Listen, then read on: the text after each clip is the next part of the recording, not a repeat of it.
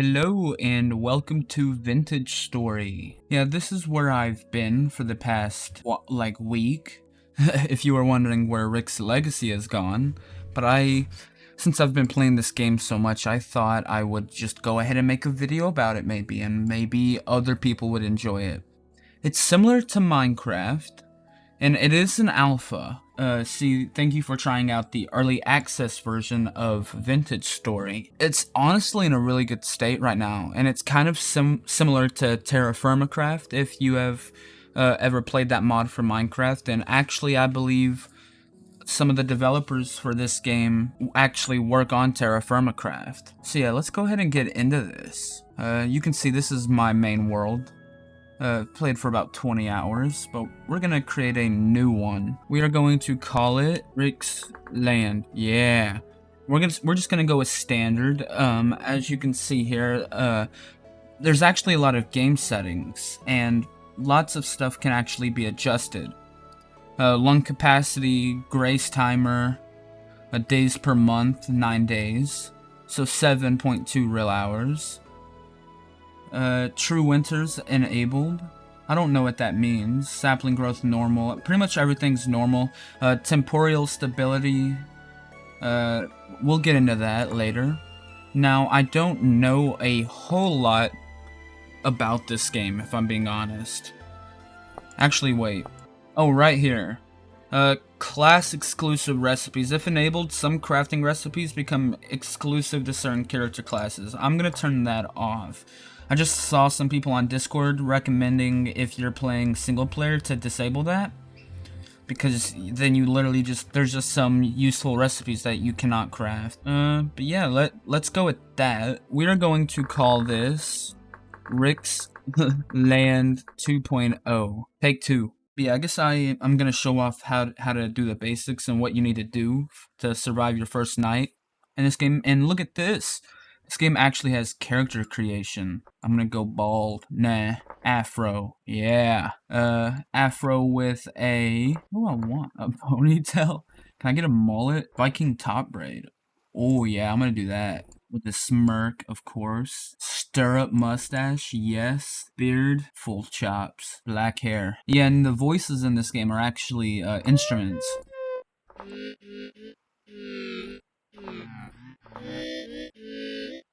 I'm gonna do a high pitch, medium harmonica. Confirm. And now there's actually classes in this game. My original world, I actually just went with commoner, but let's see what else they have. Lose the arrow, kill the beast. Take it home to your dying child. Eventually your child will die and you'll find yourself providing for someone else's dying child. Hunters are ranged specialists that excel in wild forests, plains, and mountains. They struggle in confined tunnels of the underground. Well, I originally lived in a cave on my first world, so, yeah, I don't know if I'll like this. 20 rain damage, 10% animal loot, 25% harvesting speed, plus 15% ore drop, or minus 15% ore drop rate, minus 10 mining speed. Oh my god. I don't know if I like that. Malefactor forager. Plus 10 from looting, plus 20 wild drop rate, minus 2 health. That doesn't seem like a big deal. Minus 25% range damage. Man, I don't know if I... Oh, and there is an animal detection range. I was wondering about that in my original world, if you could, like, actually sneak up on animals, so I guess you can. Honestly, I think I'm just gonna go with commoner again. Alright, game is pretty loud right now, so let me go ahead and turn that down. Oh my god. So where am I on the map? It's probably good. By the way, there is a map. You can make waypoints with the right click, and I'm gonna go ahead and set a point that is spawn. And I'll pin it, make it black. Alright. We got mushrooms. Mushrooms actually regrow where they are harvested, I believe. So that is gonna be something that is good to keep an eye on. Now we're gonna go around and look for some stones. But what we really want is flint. I'm actually getting some frame drops. I do have my settings pretty high. Let me go ahead and lower that a bit. This game is actually made to run really well on... is actually made to run very well on a wide range of PCs. And the game is absolutely gorgeous. I wish we didn't start in the rain. It's honestly still pretty loud. And honestly, I'm not completely sold on the game's music. It's alright, but I feel like it's not the most fitting, if I'm being completely honest. Now, pretty early on, like, the only thing you really have to worry about is food and wild animals. This game, the enemies aren't really gonna give you much trouble. You're mostly gonna have to deal with random wolf or bear spawns. And something I actually like to do early on. Oh, and something you should do early on is, if you see a berry bush, actually take the berries and pick it up. Pick up the bush. Now, we spawned in an area with pretty high mountains, actually, and traversal in this game is massive compared to Minecraft. Like, you may have to travel, like, 10,000 blocks for some sort of resource, whether it's a specific stone that you need, or whatever. Now, right now, you also don't have... Or certain ores, because certain ores don't actually spawn in certain rock biomes, and we're actually in a granite rock biome, which you can tell by all the granite stones I'm picking up. My original rock biome was a sandstone biome, which was kind of nice because sandstone is softer, and I think you might be able to mine it a bit faster. But I honestly didn't really like building with it, so I'm interested in building with granite.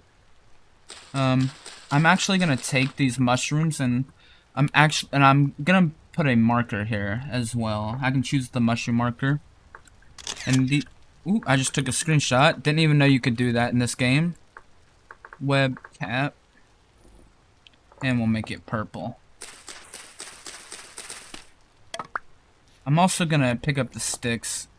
Yeah, everything is very loud. Entity sound level. I'm just gonna turn everything down.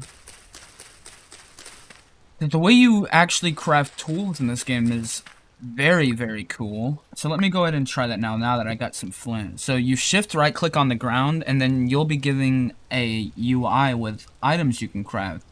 We're gonna start with a axe, and then this is called napping, and you can take either a flint rock or any rock really, and you chisel off the individual bits that you want to break away, just like that. You don't have to break everything, you just kind of have to break the edge, and then there you go, you get a flint axe head. And so we can go ahead and craft a flint axe. So here we go, got a nice axe. Now in this game, you can actually chop down the entire tree. Like, it takes a while to do anything in this game, if I'm just being completely honest. But one thing that's nice is when you chop the trees, it's a lot faster once you get to at least copper, the copper stage. But once you chop the tree, the entire thing actually comes down, and it'll drop things like sticks and seeds. But right now, what we're gonna need to do, since we don't have any inventory, is we need to look for. I'm gonna continue picking up stones. I want to look for cattails because, which we have some right over here. Oh, dang it! Let me eat some of these. Now I can't remember if you actually need the roots or not, and it seems like you don't actually get the roots. Hold on. Let me make a knife. All right. Okay, we got the knife now. We should be able to pick up the cattail roots as well. So let me go ahead and do that. Let me just eat these berries. Alright. And these roots, you can actually move them. You can plant them elsewhere. So you can plant them in a water source closer to your base. Or you can use them as a vegetable in cooking meals. Or just eat them by themselves. So they can be a nice early game food source if you have absolutely nothing else.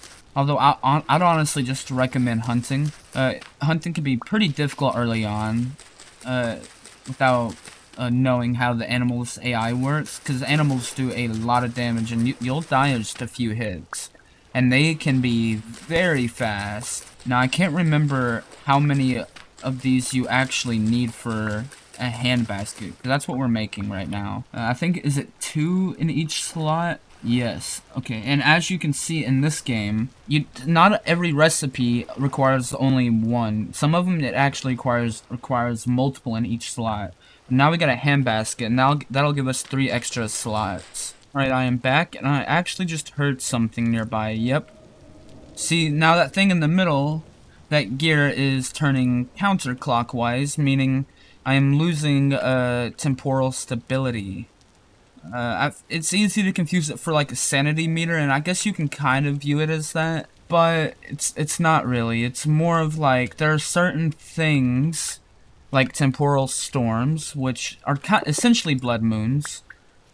They can be pretty nasty, and like you'll kind of start freaking out, you'll start hallucinating. But we'll wait until I actually end up in a situation like that before I spoil too much, because my god, do things get kind of crazy. And I'm loving this terrain. Like, the terrain in this game is honestly absolutely incredible. Oh, we got clay here, blue clay, okay. When you find your first clay source, I would highly recommend putting a marker down. Because and this is a massive one actually. This is a really, really nice clay source. Because you are going to be needing a lot of clay, okay? Like a lot of it. Now currently what I am looking for is a cave that I can possibly live in. Oh no, well, it was good knowing you guys. Let's see if I can outmaneuver these pups. Okay, ow. I think I'm gonna be okay. Yeah, see, that's like the only thing you really gotta worry about early on, is accidentally running into things like that. Hello, and I don't know what biome this actually is, but oh god, another rift. Seems like yeah, current rift activity is medium. But it seems like this biome may home quite a few wolves. I'm guessing it's because of it being a plains biome. Now, like I said earlier, I'm not the most experienced with this game, so I'm not like I'm not sure on what the best way to do things is. You know. Oh, granite sand. We're actually gonna need some sand, so I don't know if I really need to mark the sand, but I'm going to. Because panning for sand will be pretty nice, because like early on your nights are gonna be kind of boring. You're not gonna be able to do much because you're gonna be pretty unequipped. So yeah, I'd recommend panning all the sand and gravel you can to get copper nuggets, so that you can make your very first initial pickaxe. Because you can run around and just find copper deposits on the surface and pick up all the copper bits, but it's pretty annoying if I'm... Oh god, that scared me. But it's pretty annoying having to do that. Although finding the as many copper deposits early on as you can will be a pretty big help. Because you are going to need a lot of copper. Okay, I think I might actually have found a ruin here. You can find ruins with urns, and if you are lucky, you can actually get copper tools from these ruins. I'm not seeing any actual urns or anything to break though, so that's a bit sad. Okay, what do we got here? Is this a suitable cave? Now, some caves are not going to be the most suitable because you'll have these things called drifters. They're one of the most common enemies in the game, I would say, from my experience. I haven't really seen any other enemies, but they'll come out from the caves and they kind of spawn relentlessly. You can't really find a place that I feel like would be super nice for my first home. So what I think I'm actually gonna do is make a dirt hut, you know, the classic standard. But I'm just gonna go ahead and go a bit closer to spawn, Because changing your spawn point early on is honestly not the easiest. I have not done it in my first 20 hours of playing the game. I think you need a thing called a temporal gear. Can be shattered, creating a returning point. Can be used with a knife to restore temporal stability, with some pain involved. I don't know how you get that. Wait a second. Obtained by killing immobilized Eidolon. Oh, you can get it by killing and harvesting a surface. Okay. So if you kill enough enemies, you may be able to just get it. I might have to do some hunting then. I wonder what the drop rate is. I'll probably just have to check on the wiki. I would recommend finding a place near water early on as well. And this place looks like it could be nice, because you are going to want to be growing some crops. Although it doesn't have to be near water, as long as you're okay with not having to travel, or with traveling far, because even if the chunks, like the water, or like your farmland that you planted by the water, isn't loaded, it'll still grow because it uses a calendar system. It's pretty cool, honestly. So your crops grow no matter where you're at in the world, whether they're loaded or not. All right, let me go ahead and make a flint shovel. So what I am going to do... Oh, wait a second. No. That cave looks a little dark, and I might honestly use the walls of one of these cliff faces. They're not really cliff faces. These, like, rock things. Rock formations. Alright, I got some dirt. Now, let's just go ahead and build us a little hut for the darkness. Keep us away from that. There we go. Now we're nice and safe. Now, how do I actually make, let's see, bed. A hay bed. Oh, you just need grass. Okay.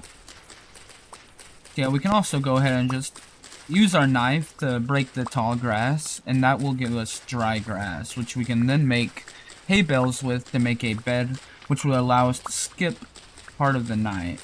I say part of the night because it doesn't strictly sleep through the night, although you can only sleep at night, I believe. Depending on the quality of bed, though, you can only sleep a certain amount of time. With the hay bed, I believe it's 7.5 hours. And there we go. We got ourselves a hay bed. Let me get the grass out of here. Let me cut my living room real quick. Sometimes you gotta trim it up. Alright, isn't that beautiful? Yeah, I'm not tired enough to sleep. Now what I want to do is something that I probably should have done. Oh my god. The rift activity is kind of nuts, even for it just being medium. Let me make a marker over here, so I don't lose this place, because I definitely will. We'll just call it home. Nice and simple. Oh my god, I just hit cancel. There we go. Now what I want to do is go and get some wood. You know, I wish I didn't... I feel like I should have built closer to the forest than the water. But, you know, you live and you learn. Oh, I hear bees, actually. Come on. I really just need the one tree for now. And the sun's actually starting to set. I'm just gonna grab some more bushes. Never have too many flower bushes. Ow! I love the harmonica sound. I'm gonna go ahead and go to sleep. Now at nighttime, you actually get hungry at a set rate. I'm not sure how fast it is. But if you are struggling for food early on, you can AFK away from your computer and just stand still throughout the night, and you will lose less hunger. But as long as you're collecting berries and whatnot early on, like, you really shouldn't have any issues. Oh, by the way, I'm awake now. I didn't even realize. It's just so dark. Now, let me see if I can fix this. So you can take your axe and put it underneath or logs underneath it in your crafting table, and that will make you some firewood. Then you can take dried grass. I know you can't see anything right now, but bear with me. And you can shift right click it on the ground and just place one of those. Then we can take the firewood and put 4 of those in there. Then what we can do is take... I think I need another stick. Alright, I'm actually gonna leave this episode here. Leaving you in the dark. If you guys enjoyed and would like to see more of this, please let me know. Rick's Legacy isn't going anywhere. This game has just completely absorbed me, and I would highly recommend it. I'll leave a link to the website in the description if you want to buy it and support the developers. But it's honestly really good, and I would love to make more content on it. So yeah, I'll see you guys in the next one. Later.